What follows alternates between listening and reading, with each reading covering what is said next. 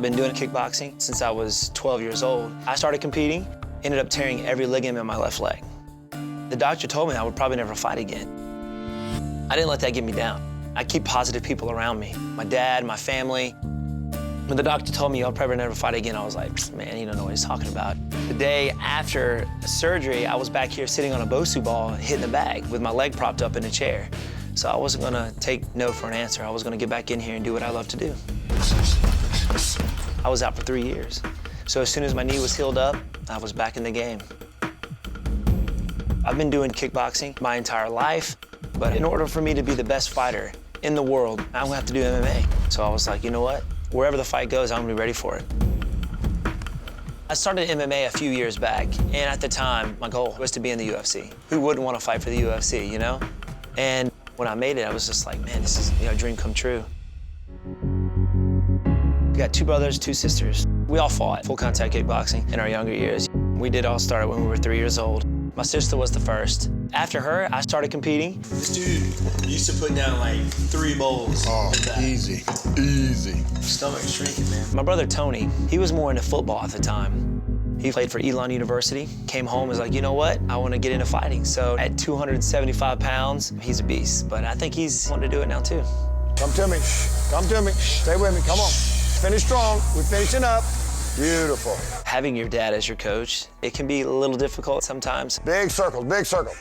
He fought kickboxing back in the 70s and 80s, so I just have this respect for him. We just have this clique. He kind of tells all my other coaches what to do, so he's the main guy. I actually softened up a lot ever since he's gotten a little older. Don't tell him I said that. 11, get me deeper. 12, come on. The MMA world's a tough world. To be an MMA fighter, you gotta be tough and hard in a lot of ways. My dad makes everything happen. All I focus on is training. He's the one that goes out and finds the opponents to come in and help me spar for training camp. He does so much for me, which is why whatever he says, I do.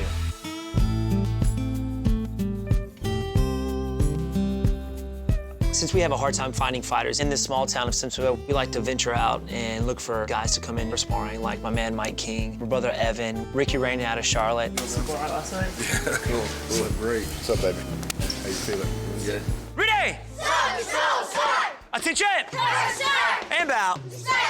Face the flag, pledge of allegiance, and begin. Right now, I basically have 2 jobs. I'm a professional fighter, and I run the kids program at Upstate Karate, which is our family-owned business. We've been in business for 30 years. I love it, man. I love teaching the kids. Steven's a beast. I mean, he's an athlete, but he's respectful to everyone. Doesn't matter what level of status that person holds in the MMA world. He will hang out with the new amateur, as well as your George St. Pierre's and your Rashad Evans. Ready, go!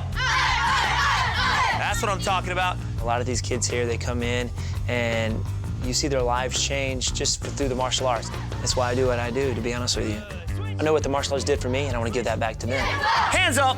Moving around. If I wasn't fighting in the UFC, I think I would still be fighting. That's just who I am. I kind of don't know anything else.